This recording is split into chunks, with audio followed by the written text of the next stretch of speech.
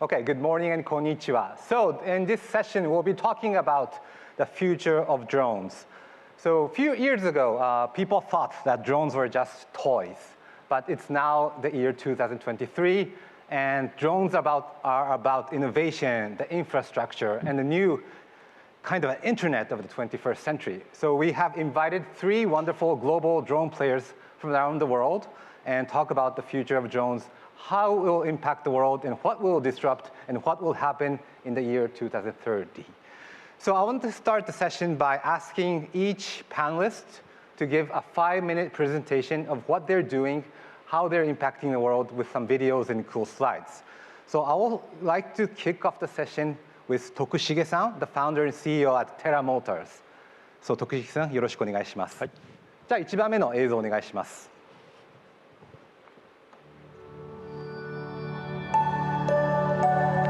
So I will explain the drone industry and our company. Firstly, please show this movie. This is just 1 minute. This is actual solution by our technology.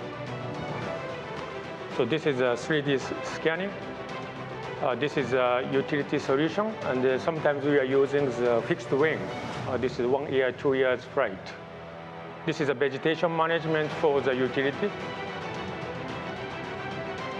This is a construction solution by using our cutting-edge LiDAR. This is a UTM system, air traffic management system.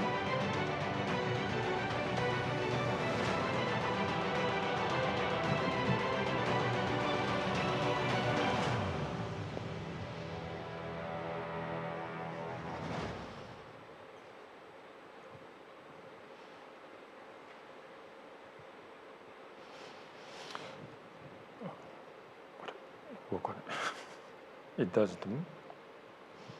Oh, okay, sorry.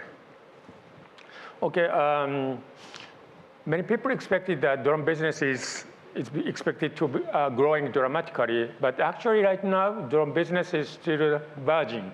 But in the future, drone will be utilized in different kinds of the industry. So Terradrone is not a hardware company. We are providing the solution businesses. We are starting from construction and inspection. And now we are developing the air traffic management system called UTM, where many drones is flying in a safe way. That is a very important system. And when the drone UTM evolve, that is the UTM for air mobility. And Terradrone is established in 2016 in Tokyo. And now we have operating subsidiary in Southeast Asia, Middle East, and Europe. Okay, this is a ranking of the drone industry provided by a famous Germany marketing research company. And the Terradrone is always one of the top 3 ranking in the worldwide. And here, Aerodyne, his company is also evaluated highly in a global market. So in Japan, the biggest issue is aging society, as well as social infrastructure aging. That is also another big issue. You can see this data more than 50 years old. It's very high percentage. In order to maintain this cost more lower and also increase the safety, I believe the drone is a very good solution. This is also statistics data. So we need to reduce the cost of the maintenance, also increasing the safety. So this is actual data from our solution. This is the inspection solution for oil and gas. We're also providing a solution for utility and also river. Okay, this is our biggest sales right now. This is a construction solution. So by using the drone, we can dramatically increase the efficiency. So this is also the actual data from land survey construction. And as more and more drone is flying, the safety management, air traffic management is very important. So that is UTM. Since 2018, we developed this system with JAXA. And then, so for the Osaka Expo, we're providing this solution. And also, Unifly is one of our group company.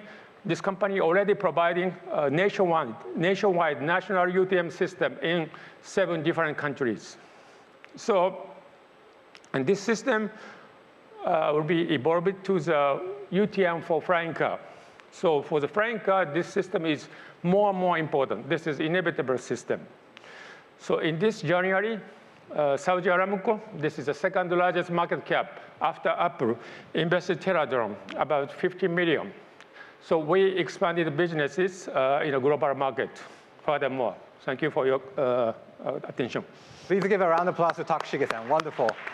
It's great to see a Japanese company listed in top 5 companies, because when we see such kind of statistics, it's always companies from US or China. So I'm very happy to see the ranking on how Terradrone is doing well. So next you. Okay. Right. And you were ranked the first place in the drone ranking. Thank you very much, and thank you, Toru, my comrade as well. So I do not have to talk about the value of the drone industry itself, but let me talk about ourselves first, right? Great. So what you see on the screen is actually where we are today. We have offices in 17 countries around the world and operations in 44 countries. We call ourselves a 360 DT3 company. What does it mean? DT3 stands for drone technology, data technology, and digital transformation. So the drone technology, we build our own drone as well. Our delivery drones are manufactured internally. We also provide drone hardware. We also provide drone as a service. In fact, the terminology drone as a service is owned by Aerodyne. So we have the IP of that name. Actually. Oh, you have the connection. Yeah, the drone as a service is actually owned by Aerodyne as well. So anyway, so in terms of solutions that we bring to the world, you can see at the bottom there, 4 key areas where we provide significant impact. Number 1 is agriculture. So food security is a very huge problem around the world. So in Malaysia, where we started, we already have been able to increase production by 30%. While reducing the cost by up to 50% as well. So this is actually a very exciting impact from using drone technology for agriculture. Since then, we have exported this to Australia, to Indonesia, and also to India. And we are looking at expanding our agriculture around the world as well. We also have security solutions. Border, and is over large-scale facilities and all that, we have drone in and less that can actually look after your facilities automatically. Imagine these drones as aerial robots that will just take care of your facilities. We do not need pilots to look into that as well. And infrastructure. We also have a software that actually gives you a deep insights into your assets, giving you predictive and prescriptive analytics from those assets as well. And last but not least is actually logistics. So logistics solutions is actually the future. Morgan Stanley estimate that this industry is going to be worth $1 trillion by 2030. So this is the future of drone technology as well. So that's the high-level overview of what we do. I'm just going to close with one video. No, it's not here. So if you don't have video, then we can. Oh, okay. Video only. Just video, please. Yeah. Thank you.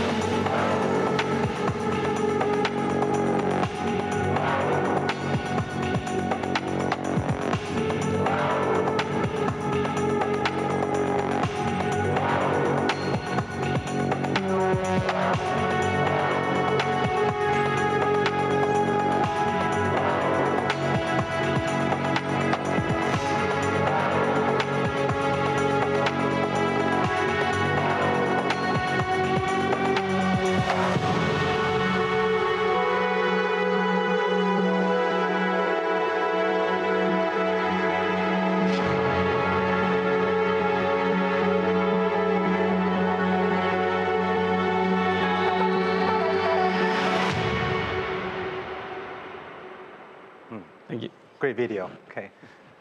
Okay, next, you want to go? Yeah, sure. I think I'm the only one here. Yeah. Looks like. All right. Good morning to all of you. My name is Ankit Kumar. I am the co-founder and CEO at Skye Air. Skye Air is a 2-year-old company, which we created focusing on the trillion-dollar industry that he's talking about. We don't do anything else other than logistics. And logistics has been the key for us. We are an India-based company, and there's a lot which is changing in India right now. and why it's become so super progressive in terms of drones, logistics, and eventually into urban air mobility as well. We are a SaaS-based autonomous logistics solution provider, which is focusing on 2 domains. One is drone delivery and how we make sure that things scale up in a very massive manner. There have been a lot of POCs and trials going around. We do commercial deliveries every day. We have delivered more than 1.3 million packages in 8 cities in the country. And we are trying to progress on day-on-day basis. We are right now regularly delivering over 25 deliveries every day, 25 flights every day, making sure that everything reaches to far-off areas, hard-to-reach areas, and within cities as well. We are operating in cities like Gurugram, which is a Delhi NCR, the capital city. We are operating in cities which are very far off, in towns which are very far off. We are connecting those dots. We are operating 22+ drones, which is now scaled up from the 4 that we were operating last year. So within a year's time, we have progressed a lot in terms of number of flights, in terms of number of deliveries. But most important thing is, where are we making the impact? And how are we making the impact? We are connecting people who currently do not have accessibility to medical facilities, to healthcare facilities. I'll give you a short example. We connected a town called as Uttarkashi, which is in a remote part of Uttarakhand as a large state, with 250,000 people as a population. And this city used to take, or this town used to take around 8 hours to go from a metro city.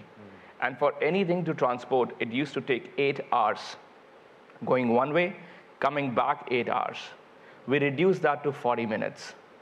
We brought a lot of change in that area. And now people have accessibility.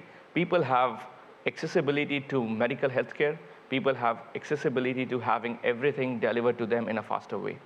We are making that change, working with healthcare companies, working with e-commerce giants in India, working with quick commerce, which is 10 minutes, 15 minutes delivery, which is happening all around the world, and which is taking shape in a very different manner. We are trying to impact and create changes in that particular goal. That's what we have been doing. We also launched a new system called as Skye UTM. We are aware that the policy is developed, the regulation is developed by the governments. In India, the regulation changed as of last year, and it allowed a lot of flights to happen.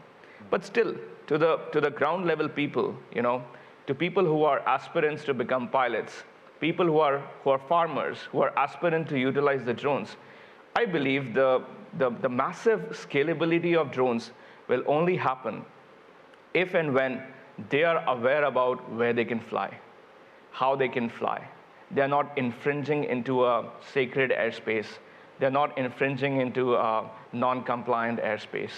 And they are 100% compliant. This fear of not following the law, not knowing the law, is sort of not happening or not helping the people to adopt drones at a larger scale, which we are changing. With Skye UTM into the picture, these are the people that we currently target. These are the people that are our sole users who are willing to come onto the platform, see where they can fly. We map the whole of country. The whole of country has gone into changing with the new regulation coming in, we got digital sky system, which has laid out and provided the country into 3 zones, red, green, yellow. Red is where you cannot fly. Yellow is where you can fly, but you need permissions. And green is where you can go and fly, you don't need permissions.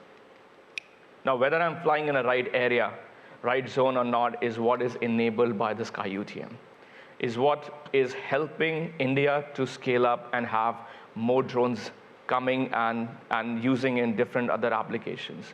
The agri application has taken off in a very big, very massive manner. We are impacting at different levels. We are delivering apples, and we are delivering turmeric, and we are delivering whatnot to different parts of the country. And we are helping these farmers to reduce the time which they used to take to make one particular shipment. And in a country like us, which is the world's most populous country today, and the 5th largest economy in the world, in a country like that, even today, there is a 40% wastage on fresh produce, which is fresh vegetables and fresh fruits. We are looking at utilizing drone technology, drone delivery technology, to reduce that to 3%. There will be wastage, but we can reduce to a very large extent, making a very ground level impact to every single thing which is happening in the country. Thanks to the policymakers and the regulation that you have in India today is allowing people like us, startups like us, to grow and grow at a massive scale. And with production-linked incentives, et cetera, with the government, which is announced, even drone manufacturing has become a very viable option. And it's a 500+ startup ecosystem in drones that is helping the entire country with the vision to become a global drone hub by 2030. That's what we are here for, and that's what we have been doing. I'll quickly tell you about the whole process. This is a very laid out process which is there. Our client goes onto the platform. Client here means any single medical delivery company or diagnostic company which wants to place an order, which wants to go into the system, create a tunnel. We set up a hub. We book the entire package. We take the package. We go and deliver the package. And the whole system happens in that particular way. Can you play the video? ビデオお願いします。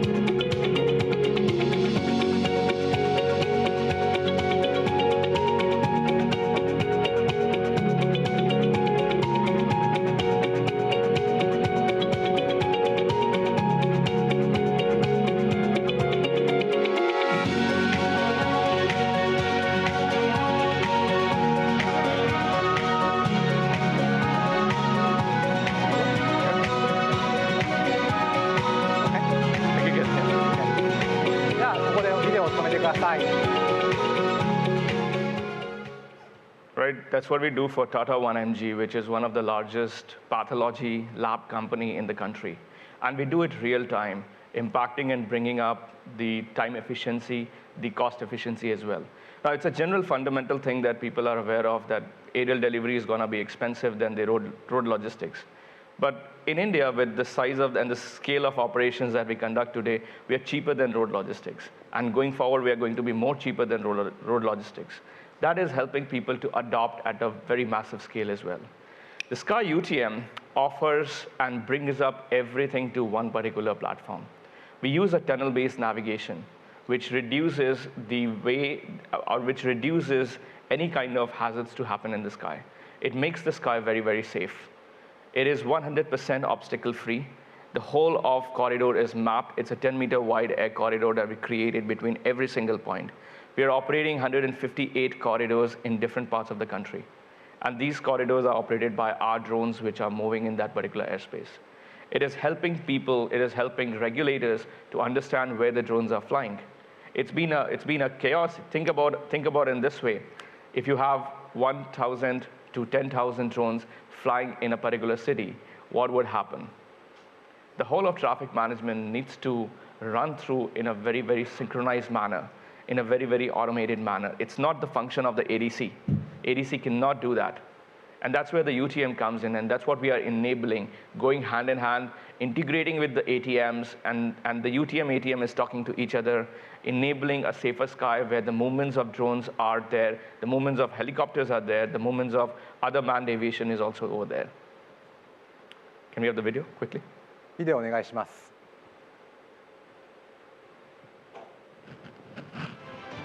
The peak capacity of an ATC tower is 75 flights per hour or 1,800 flights per day. This capacity of air traffic management systems falls significantly short for the modern aviation of drones and other automated flying systems. Introducing Skye UTM, the most advanced UTM system across the globe. The platform performs the task of stitching unmanned air traffic with manned air traffic. Skye UTM builds virtual highways in the sky, forming safe and efficient paths for drones to transport goods, services, and eventually people from one place to another. Skye UTM organizes the drone air traffic and demarcates the airspace based on size, category, altitude requirement, and type of operation of a drone for better and efficient traffic flow. The regulatory access is offered to the regulators, ATC towers, and other stakeholders to monitor airspace usage, design regulations, and generate approvals. The platform enables real-time data transfer and coordination between all the different stakeholders such as the Common Information Service Provider, Ministry of Civil Aviation, the regulator, ATCs, Air Force, How many more minutes? Yeah. and other public/private aviation agencies. Skye UTM publishes the flight details of a drone operation in the black box engine that displays the time-stamped flight details of the mission in a pre-flight, in-flight, and post-flight format. The engine also publishes any errors or breaches that occurred during the flight. The platform's deconfliction engine continuously compares horizontal and vertical separation of all the manned and unmanned traffic to ensure all flights reach their destination safely. Thank you very much. Okay, please give a round of applause. Okay. Great. So next we'll move on to the discussion part. So now we understand that the drones are changing the whole entire world. We would like to discuss what will drones disrupt. And next we'll move on to Q&A if we have time. So do you want, Tokushige-san, do you want to start? What is drone disrupting? Okay, I can say drone can disrupt the people's mindset, especially in traditional industry like agriculture, construction, and the delivery. And then generally, still many people say DX, digital transformation, but most of the people still do not understand what it is and what should I do. But drone already providing the answer. For example, like in the case of our construction, 40 hectares, that is about 8 times bigger than compared to Tokyo Dome. That's huge. In a traditional methodology, it takes about 2 weeks. But by using the drone, just half day, we can complete the job. And the same result, same accuracy. Also in some inspection site, traditional methodology is that we need a very much highly professional people and aging people. Yes. And then also they have to go to the on-site and they're taking the risk for the safety. But by using a drone, we can operate drone autonomously and taking the data and by analyzing AI in the office. It's not completely right now, but in some simple inspection we already done. So that's the thing we can already providing the actual solution. It's not a pilot project. It's actual solution. Yes, actual solution already done by drone. Wow, Kamarul-san, do you agree? Definitely. In fact, at Aerodyne, the disruption, we call it in Japanese, Haya Yasui Umai Anzen. Yes. So it's faster, better, cheaper, and safer. Haya Yasui Umai Anzen. Right, so that's actually the disruption using drone technology.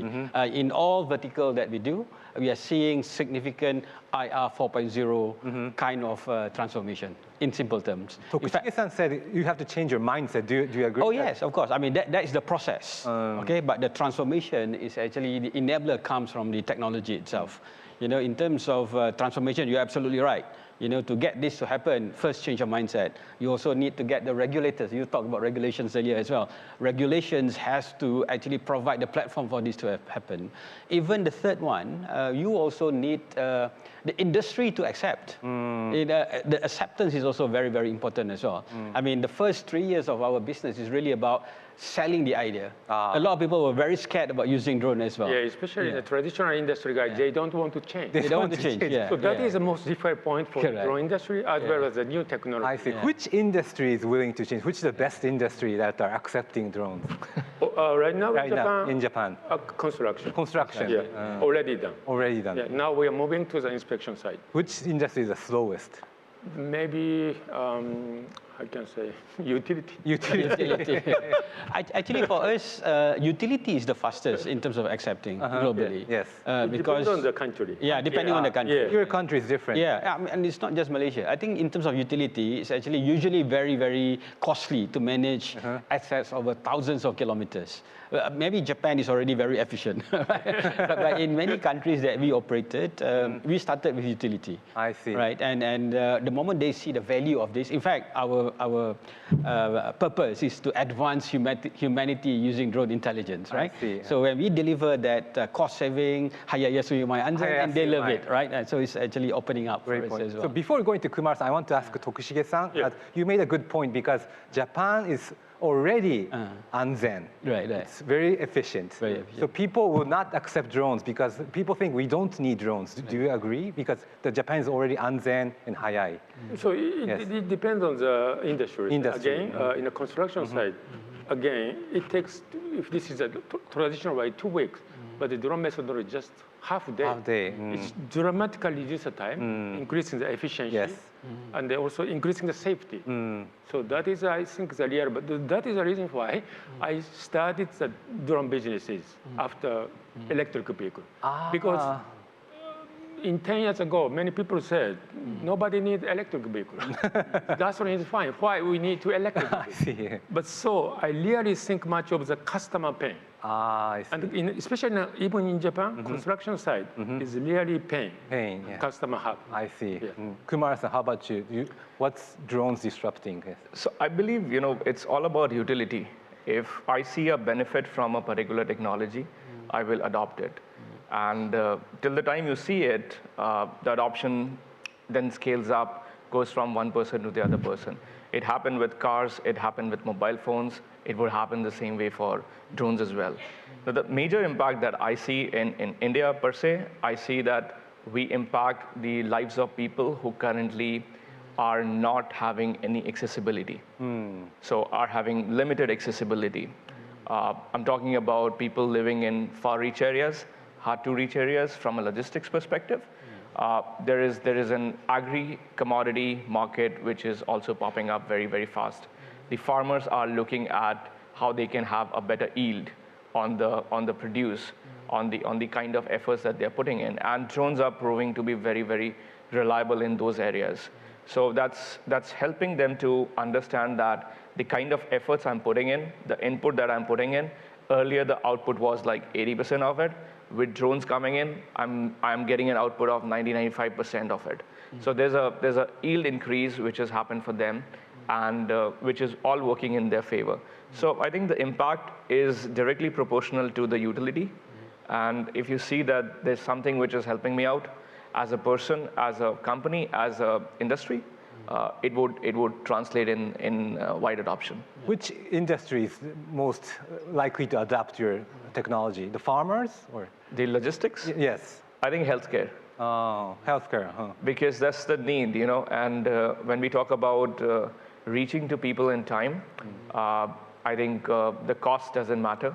What matters is saving people's life.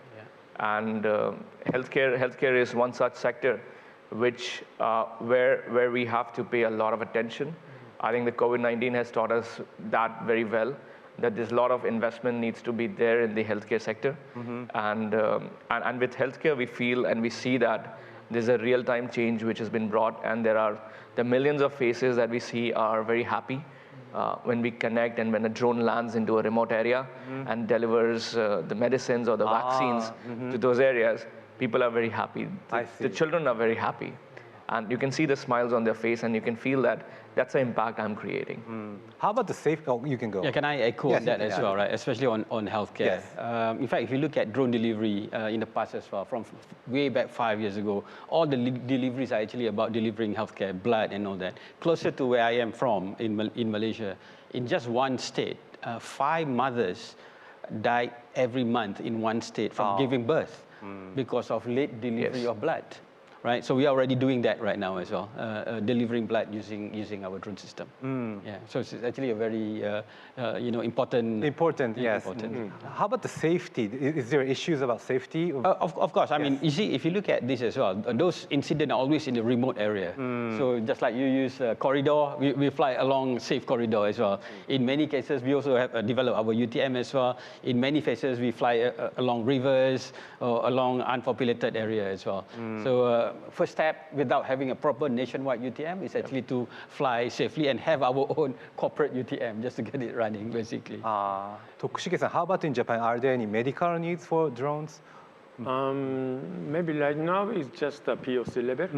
So Yeah, that's why drone business is difficult point is how we can find is actual customer pain. And different according to the industry. Yes. It's also different according to the country. I see. Yeah, Japan is a very unique country. Unique country. Yeah. How about you two? Are you guys planning to enter the Japanese market or interested in Japanese We have been in Japan since Already? 2019. Yeah. Since 2019. market? How is it different from your country? Actually, every country is very different, to be honest. Every country where we're operating is very different. For example, like Indonesia is very much into agriculture. Indonesia and Malaysia is the same. In America, a lot of utility work. In Europe, a lot of infrastructure work, like road, highway, and bridges. I think in Japan, a lot of it is actually in the same space. Yes. Japan has the largest concentration of bridges. I think one of our partners is actually doing that as well already. You know, and I think one of the other things is also Japan is an aging population, so you need to have all of this automation as well. Yeah. How about e-commerce? I think e-commerce is an area which a lot of people here may be interested in. What are your thoughts on e-commerce? I think last mile delivery has still a long way to go, to be honest. A lot of things for us to navigate around with. If you look at in the past as well, the last mile delivery only works in places like Australia, where you have a very large place and then every houses have a very large lawn, so they will actually deliver that. You know, but on the other hand, the hope is actually when we started to see Mana, the company called Mana in Ireland. I would say they're the very first one that are able to actually deliver last mile delivery. Because they have I think we're changing that now. Yeah, we need to change that. Yeah.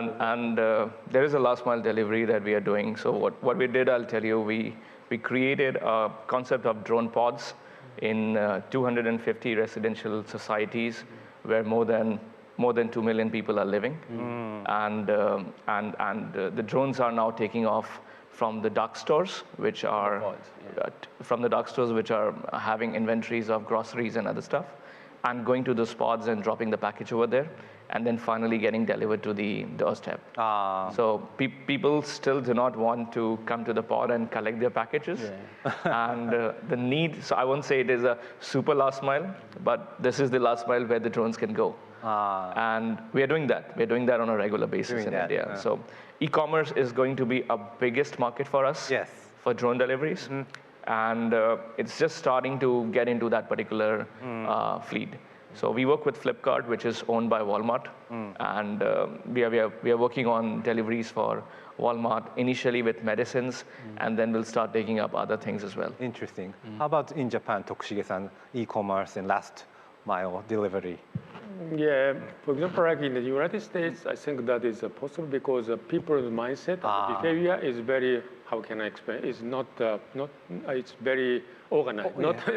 But it's open-minded. Open-minded, and also even it's not organized, that is okay level. But in Japan, people's mentality is very much should be solid and very much polite and very much organized. I see. I think that is the biggest, always challenge for anything doing in Japan, new industry. I see. Because I see drones in United States, they just throw the package, but in Japan it's not accepted. That kind of the methodology is okay in US. Even in US, okay. I see. So the mindset is the obstacle. Yeah, I think you also have to see where are we making impact, not just to people, but also to businesses. The major thing why people in India or why e-commerce and quick commerce companies are shifting to drone deliveries in India is because of the major investments that they do on infrastructure. So they want to be as close to the people. They create multiple dark stores in every 2-kilometer radius, which is very high on capex, opex, and they house a very small amount of inventory, which runs out by the evening. So in evening, when you want to order 5 things, you realize that 4 of them are not in one of the dark stores. You keep on switching the apps, you keep on switching the e-com or quick-com companies, and in that order, this company loses the customer. So there's no loyalty per se, which is being built in the quick commerce sector. And they all want to build that loyalty of people coming back to us every single time. How do they do that? There's no just-in-time deliveries, which is happening between the warehouse to the dark stores. The stock fulfillment is not happening in real time. there is no just-in-time deliveries between the dark store to dark stores. So if one of the object is, or one of the commodities available in dark store 1, it can be shipped to dark store 2. So all those things are not happening today. And drones are something which enables all those things. And that is where the wide adoption is happening from all these companies. Okay, let's move on to predictions. So drones in 2030, how the world will change in terms of drones. How about you, Tokushige-san? Yes. Okay, currently in Japan, drone will be heavily used in a construction industry, construction site. But if you can see 2030, Yes. be surveillance, security monitoring, and more difficult inspection, and finally delivery. And then air mobility is coming. But as more and more drone is flying, air traffic, more safety air traffic management is required, especially for air mobility. Solid UTM is inevitable. And that is very important point. And then some Japanese people think flying car, air mobility, is a kind of the world of the Doraemon. But it's not like this. You can imagine that already helicopter is flying. Yes. Problem with the helicopter is gasoline engine and very noisy, and it's not autonomous. So even at night, helicopter cannot operate it because of not autonomous. Yes. But if it's a flying car, we can operate it as battery operated and autonomous. Yes. So that is a very much realistic way. And already in Nasdaq SPAC, 6 or 7 hardware company already IPO and no sales, but market cap is 5,000 million US or 3,000 million US. So that kind of the market is coming. And then we also changed this mind. For example, like many automobile company developing autonomous driving on the ground. If you look at the space, many startups trying to create something new on the space, universe. Yes. But in the middle, altitude is from 100 to 300. There is nothing right now. No, empty. So new frontier. Yes. So we would like to creating something new in this space. I see. And then creating the more convenient society. I think that is a drone. That is air mobility. I see. How about you? What will happen in 2030? 2030, right. If you look at the Achilles heel of drone technology today, it's actually endurance and range. So we will see a major improvement in these two sectors. So today, a battery, for example, so different power system, different battery system will emerge that will give us greater endurance. I think that's number one. Greater endurance, greater range, and greater payload. And that will actually then impact the drone delivery component as well. So that's in terms of the drone hardware itself. But in terms of technology, I also see greater advancement in terms of autonomy. You know, I think we will reach level 5 autonomy within the next couple of years, together with having UTM. And then it's not just autonomy, but actually I think the main disruptor that I can see is actually what I call swarm intelligence system. So we can start to think in the future where all of these drones are collaborating as one. You know, helping each other and all that. And this is already, in fact, we have a prototype already at the border but right owned now. by different companies. It can be owned by different companies, but today what we already have within Aerodyne is actually a swarm of drones that are already collaborating with one another.